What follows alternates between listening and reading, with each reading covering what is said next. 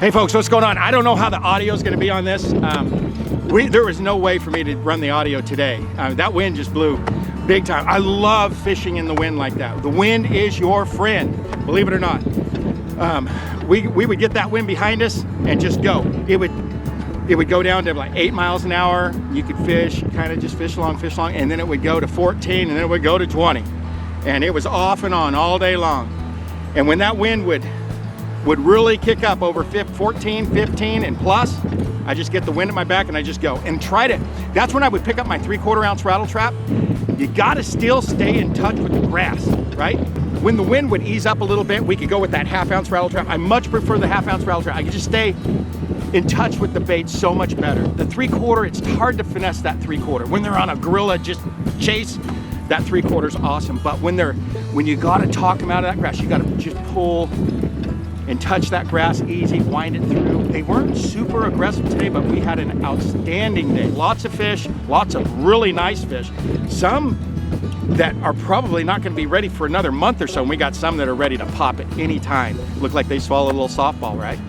But the ones that did the damage for us today, I mean, it's the same old program, right? I mean, you gotta have you a shad, you gotta have, and I love the crawdad thing, right? The pinch and peach, love it. Thank you, Travis May, for getting me back into the pinch and peach. P Smurf, and the 46R, right? That 46R, that's my favorite color on the planet. But struggling to catch him so far this rattle trap season with the 46R. They're eating the other crawdad patterns, but they're not eating the 46R very good. You know, the real cool part about today was I got to have my cousin Robert with me. Robert, he's one of the guys that showed me how to fish with the Zebco 202 back in the day. Him and Travis and Larry and all my cousins out here in Texas. I mean, it was just great to be able to spend the day with him. And this was his, this was a brand new chrome and blue today. And I don't know if you can see the battle scars on this thing, but that was a brand new chrome and blue. The rods, medium heavy rods, graphite, love the graphite for grass, right? We're grass, offshore grass. But that rattle trap this time of the year, man, you gotta touch that. You gotta touch that grass, you gotta pop it out. And today, it was that, they don't want it jumping out of that grass. They just wanted it just a nice, easy little, every once in a while, give it a little burst. But that was kind of the trick today. Even in that big wind, you had to, they were aggressive, but not as aggressive as you would have thought. The water temperature started out today at when we got to the ramp, 48. We weren't in a hurry to get down here. That's the other beauty of the early part of the year when you're throwing that rattle trap. You know, you don't have to be in a super hurry to get to the lake, right? Because everything seems to materialize and get a little bit better as the day progresses. That's how we like to see them eat that pinch and peach, just like that. We touched that 50-degree mark at about noon, 12:30, and then at about 2 o'clock, I looked down, 2:30, looked down, and it was, that water temperature was 52 on the other side of the lake, on the northwest side of the lake, which is expected. The northwest side of the lake is almost always going to be the warmest part of the lake, okay? That east sun comes and beats on it a little bit. It's protected from the north wind. Our wind was coming out of the south today, which was awesome, blowing up on those spawn banks, okay? So on that north wind, we don't get the wind on those banks like we would like today, the way that we got the wind today. That wind was coming out of the south. It was blowing right up on those banks. It was just awesome.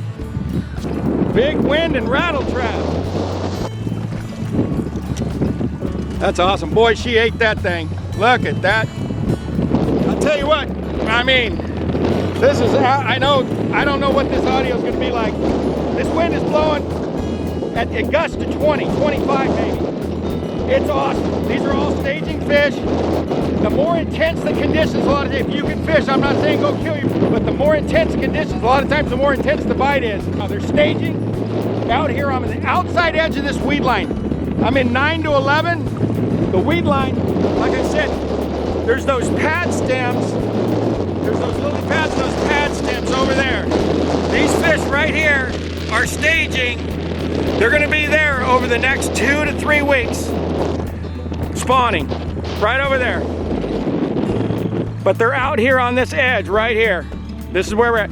And they are so in that shad pattern. All the crawdad fish that I caught on the 46R, the 646, all the crawdad pattern, skinny as a rail. They look like they look like lake meat stripers. It's amazing. There you go, that's nice. Oh yeah.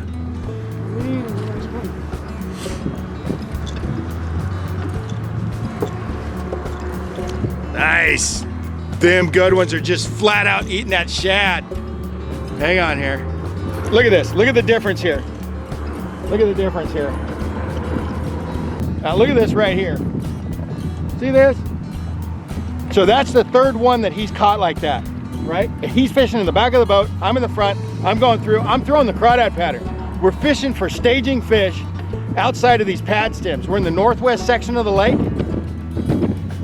And the bigger fish today are flat out, no doubt, eating shad. The crawdad thing, that's, you know, that's about almost a 3-pound bass. That's about as big as you're gonna get with the crawdad pattern so far. That's it. But look at this. These guys right here, look at that thing. Turn her sideways. Let's see the belly on that thing. Straight up pre-spawn bass right there. And they are on that shad gig. Woo! So we're going with the chrome now, and it's, when you swing with the chrome one right now, it's like, man, how big are they gonna be? 3 to 5 pounders, it's awesome. I hope that thing wasn't on Zoom. Here we go, I don't know how much of that we got. So here's the deal. So that's what them chrome fish look like. I finally put that crawdad down. These guys are on a straight up.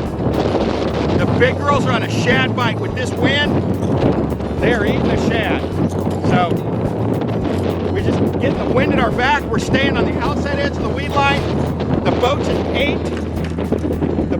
8 to 9 feet of water. We're throwing into the weed line that's in 3 to 6. Awesome.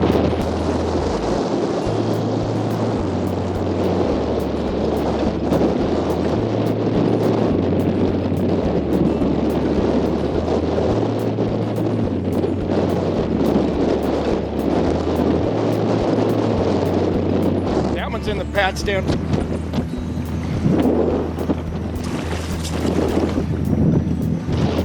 That's a good fish right there.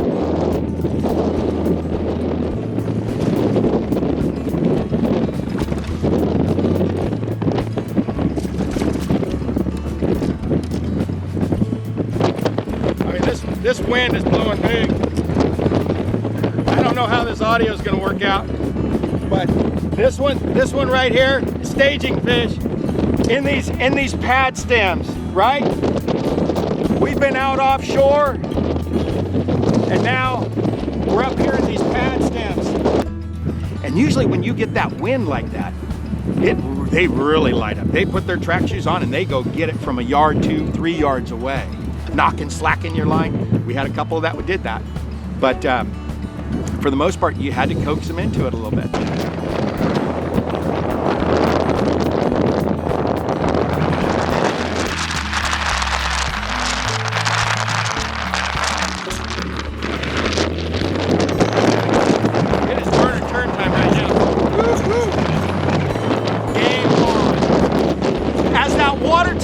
I don't even know if you can hear this. As that water temperature comes up, that water temperature is warmed up 3 degrees today, and it is on right now. The water temperature comes up, gets shallower and quicker.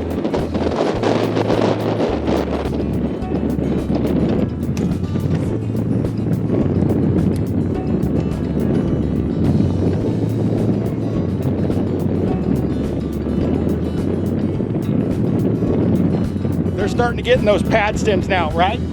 2 o'clock in the afternoon, water temperature 52.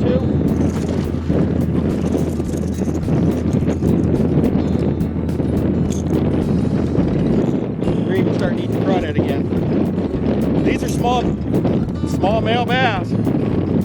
That's all right. This guy just told me where the hotel room is. Okay, so check this out. So I'm getting ready to put the boat on the trailer here, and I just figured something. I can't believe it took me this long. So look at this guy right here. You see this guy right here? You see that dude right there? Okay, so that is not one of your better fishermen on the planet, okay? And today he was having an absolutely amazing morning. And I was like, this dude doesn't have that kind of game. What is going on? What? Did I give him my lucky tournament trap? Some traps just work better than that. I don't know what it is. It just does. When you find one that they just really chew good, you put it away and you save it for a tournament. He was crushing them today on this thing right here. As I was putting everything away, we're getting ready to put this thing on a trailer. And I was putting it away and he gave me my little trap back. You know what this one was? He's using a chrome and blue knocking trap. Look, we know that it's not because he's an amazing fisherman. We know that. Let's just talk facts here, okay? We know, number one, that he's not an amazing fisherman. Not like the display that he was putting on earlier. We know that. So it was either he's got a phenomenal guide or a phenomenal bait. I think it's a combination of a phenomenal guide and a phenomenal bait. This is your standard rattle trap sound. We all know that sound. That's the knocking trap. 2. And he was just brushing that grass with this guy right here. And then I put on SY1. I love chrome blue, but I love the SY1 because that little bit of orange pre-spawn triggers bigger bites. I'm not gonna tell him that, right? That's what I was using. He caught the pre-spawn ones with the big fat bellies. I caught some fish that were about the same size, but mine won't be ready to spawn till the next moon. They're long, stringy fish, right? Look like doggone stripers almost. And the ones that he caught were pre-spawn sweethearts, boy, with the big old fat bellies, and it was the knocking trap. It was a combination of the knocking trap and just having a fantastic guide. It had nothing to do with his